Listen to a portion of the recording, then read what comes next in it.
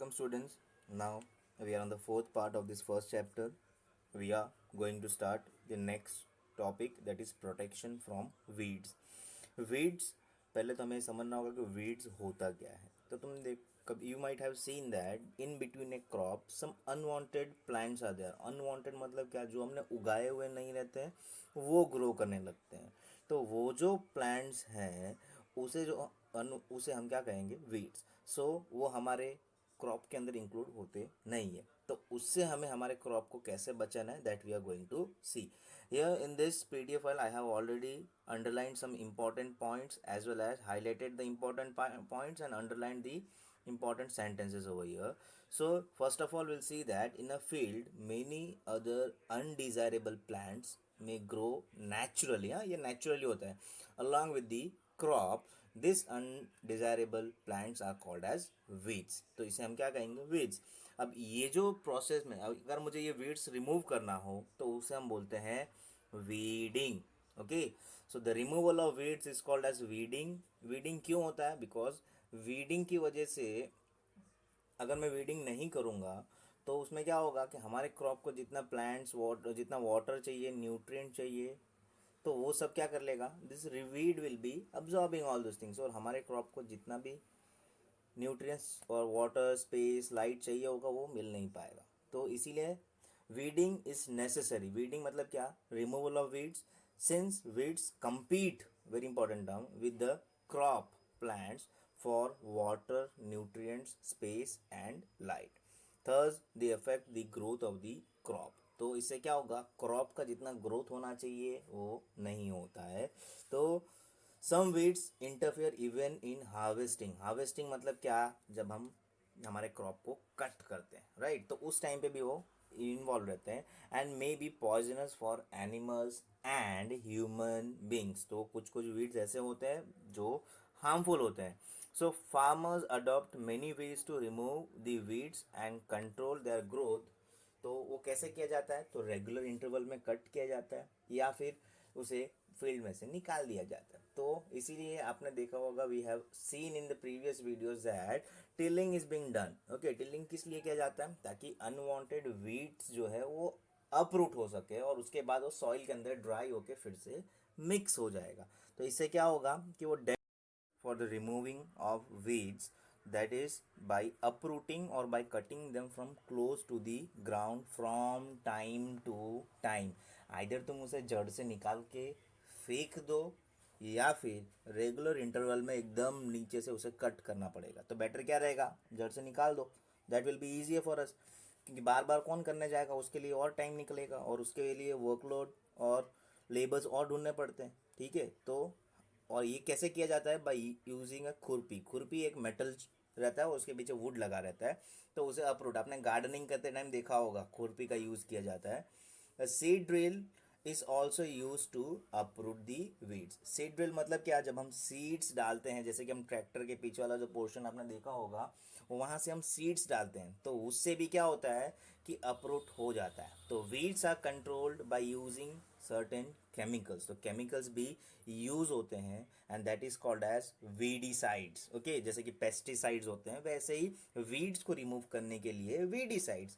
Paste मतलब क्या, insects, कुछ कुछ पर्टिकुलर इंसेक्ट्स होते हैं जो क्रॉप को खराब कर देते हैं, तो उसे हम पेस्टिसाइड्स बोलते हैं. Same if you want to remove the weeds, then we will saying as weedicides like 2,4D.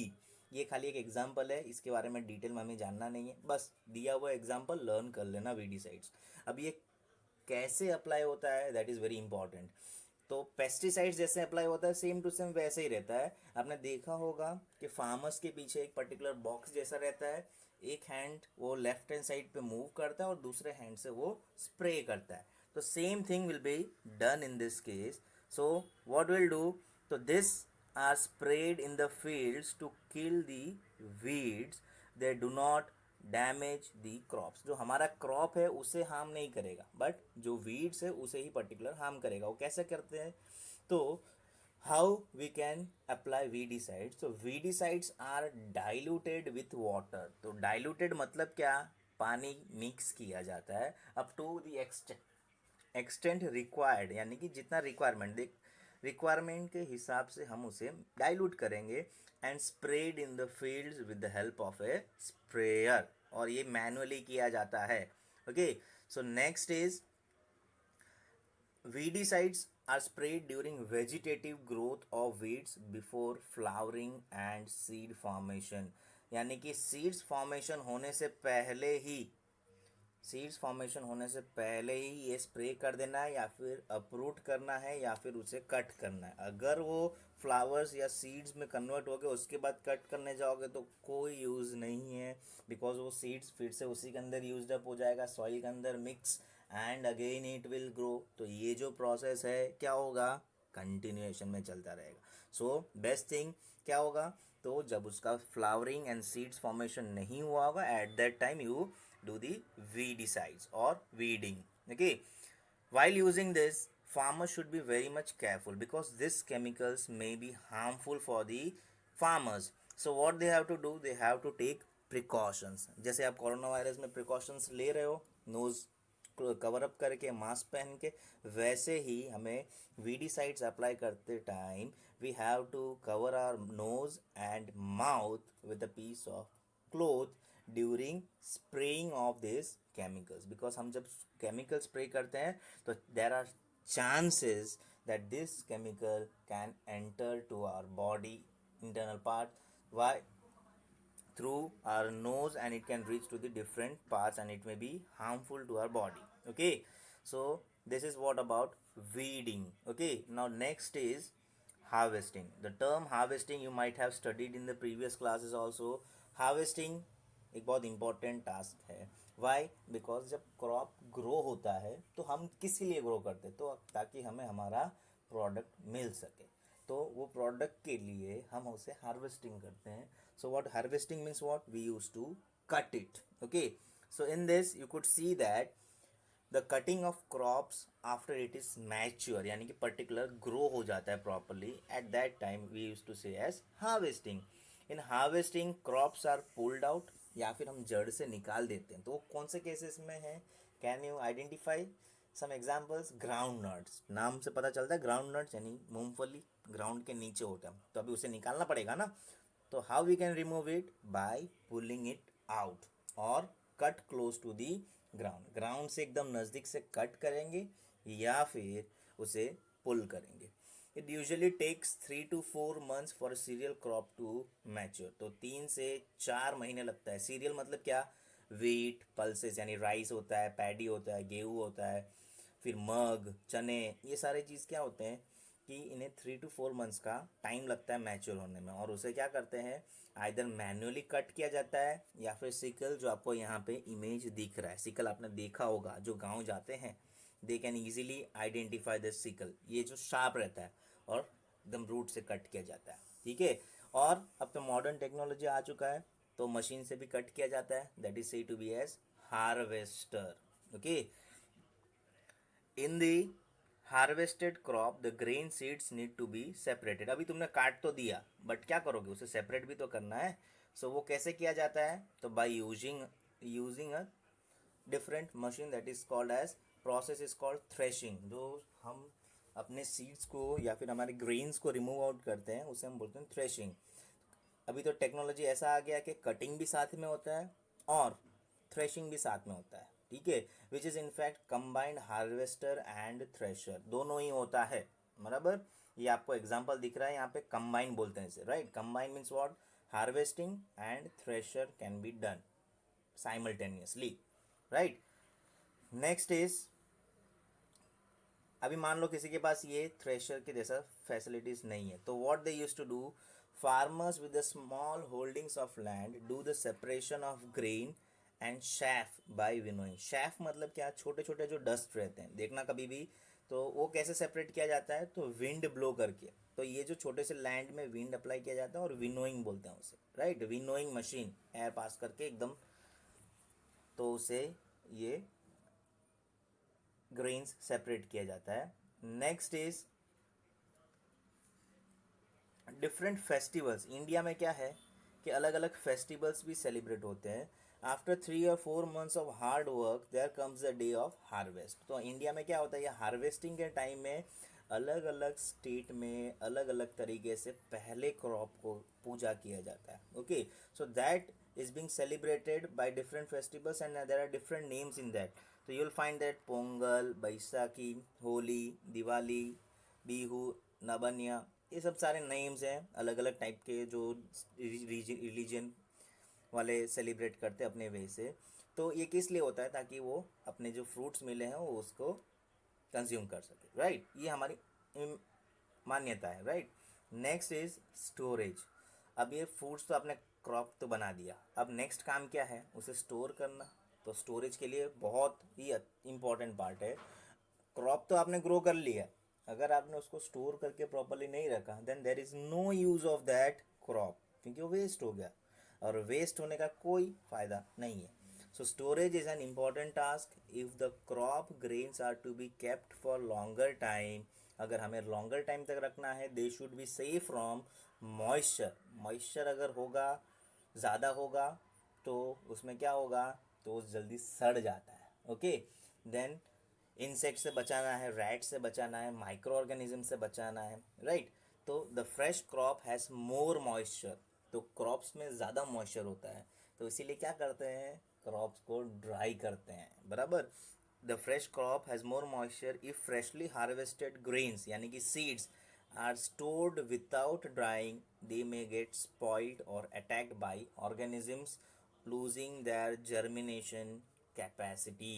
ठीक है, तो इससे क्या होगा कि जो जर्मिनेशन मतलब क्या, और अगर हमें उसी का यूज़ करके और क्रॉप्स बनाने हो तो वो नहीं होते हैं, तो ख़राब हो जाते हैं, हॉलो हो जाते हैं. तो हॉलो मतलब क्या? सीड अंदर से खोखला हो जाता है, right. Freshly harvested are stored without drying, it may get spoiled or attacked by organisms, losing their germination capacity. Now, before storing them, they should be dried in the sun. We know that this prevents the attack by insects, pests, bacteria and fungi. Okay, you could see that. आपने सुना होगा कि भाई कभी भी storage किया जाता है तो उससे पहले पूरा रूम को, जो भी स्टोरेज रहता है उस रूम में, जैसे कि गोडाउन्स होते हैं, तो उसको क्या करते हैं? पेस्टिसाइड्स यूज़ किया जाता है. तो जो भी इंसेक्ट्स रहते हैं या पेस्ट रहते हैं, बैक्टीरियाज, फंगाई, वो मर जाते हैं. ओके, फिर बाद में हम अपने स्टोरेज पे स्टोरेज कर सकते हैं. So now farmers store food grains in jute bags. तुमने देखा होगा बैग्स, जूट बैग्स देखा होगा अपने घर पे आता है, चावल की बोरी, गेहूं की बोरी, तो और metallic beans. However, large scale storage of grains is done in silos and granaries. तो granaries क्या है? बड़ा सा जो silos and granaries आपको थोड़ा आइडेंटिफाई करना होगा. silos देखो, ये ब्राउन कलर का जो बड़े बड़े टैंक्स दिख रहे हैं ना, इसे हम कहते हैं silos. ठीक है, तो इसमें क्या होता है कि ग्रेन्स को स्टोर करके रखा जाता है. And next is what? That is storage of grains in granaries. तो दूसरा भी एक है, जैसे कि गोडाउन्स होते हैं, तो वहाँ पे भी ऐसे बैग्स रखे जाते हैं और एक के ऊपर बहुत बड़ा हाइट में स्टोर करके रखा जाता है. 100,000 of bags are kept over there.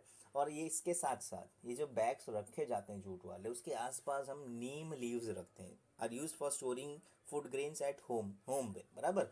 क्यों? क्योंकि वो एक एंटीसेप्टिक की तरह काम करता है, जिसकी वजह से क्या होता है कि पेस्ट नहीं आते जल्दी.